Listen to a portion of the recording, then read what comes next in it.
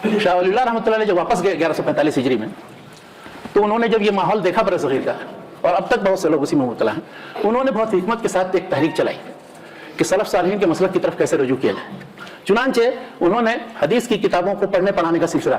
शुरू किया, रिवाज दिया उसको। ये बुखारी, मुस्लिम, अबू दाऊद, तिर्मिज़ी, नसई, इब्न माजा, इसके पढ़ने पढ़ाने का कोई सिलसिला नहीं था। उससे पहले सिर्फ मिशकात पढ़ी जाती थी या मशारिकुल अनवार पढ़ी जाती थी, अगर तारीख की किताबों में आप देखें। उन्होंने इन 6 किताबों के पढ़ने पढ़ाने का सिलसिला शुरू किया, और फिर बड़ी हिकमत के साथ उन्होंने मुख्तलिफ मकाते फिक्र को इकट्ठा करने के लिए मुअत्ता इमाम मालिक को मुंतखब किया। वो ये कह करके कि इमाम मालिक रहमतुल्लाह अलैह जो थे वो मदीने के बड़े अहम आलिम और इमाम थे, और उन्होंने मुअत्ता जो लिखी है, मुअत्ता सबसे कदीम सही तरीन किताब है,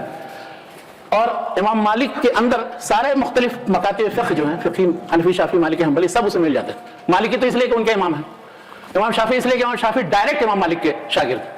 और इमाम अबू हनीफा के जो मानने वाले हैं, जिनको हनफी कहा जाता है, उनके जो बड़े आलिम जिन्होंने हनफी फ़िक़्ह मुदव्वन की, वो हैं इमाम मोहम्मद बिन हसन।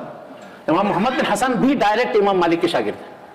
और इमाम अहमद बिन हंबल का हाल यह है कि इमाम अहमद बिन हंबल इमाम मालिक के शागिर्दों के शागिर्द हैं, इमाम शाफी के शागिर्द हैं, और दूसरे बहुत से जो उनके शागिर्द रहे इमाम मालिक के। तो इस तरह से चारों मज़ाहिब फ़िक़हिया इमाम मालिक की और इमाम मालिक की मुअत्ता को मानने के लिए मजबूर हैं, और उन पर सबका इत्तेफाक है। तो पूरी उम्मत इस्लामिया को जमा किया जा सकता है मुअत्ता इमाम मालिक पर, और मुअत्ता इमाम मालिक में जो हदीस सुन्नत के तौर पर बयान की गई हैं, उन पर अगर अमल कराने का सिलसिला शुरू किया जाए तो वो। चुनांचे उन्होंने मुअत्ता की 2 शरहें लिखी। उस जमाने में फारसी में पढ़ने पढ़ाने का सिलसिला था, तो फारसी में बहुत मुफस्सल शरह लिखी अल-मुसफ़्फ़ा के नाम से, और अरबी में एक मुख्तसर शरह लिखी अल-मुसव्वा के नाम से, दोनों छपी हुई। अफसोस कि अब फारसी का चलन नहीं रहा बरसगीर में, और 2-3 मरतबा वो छपी, उसके बाद फिर गायब हो गई मार्केट से। अभी इस वक्त हमारे दोस्त डॉक्टर मोहम्मद इदरीस ज़ुबैर, अगर किसी ने नाम उनका सुना हो, जो मोहतरमा फरात हाशमी के शौहर हैं, उन्होंने उसका उर्दू तर्जुमा करना शुरू किया, और किताब-उस-सलात के खात्मे तक तकरीबन वो पहुँच गए हैं। और इंशाअल्लाह वो उर्दू शरह जब छपेगी तो समझ में आएगा, पढ़ेंगे जब लोग, कि इमाम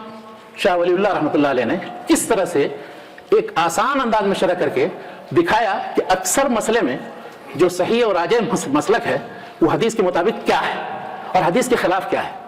जो लोग शाह वलीउल्लाह को कहते हैं कि खास मकतब फ़िक़्ह से वाबस्ता थे, उन लोगों को समझ लेना चाहिए कि मुसफ़्फ़ा की रोशनी में उनका मसलक क्या है, और उसके बाद फिर उनके तरीके पर जो लोग भी अपना इंतसाब शाह वलीउल्लाह से करते हैं, उनको यह देखना चाहिए कि वाकई हम शाह वलीउल्लाह के तरीके पर हैं कि नहीं।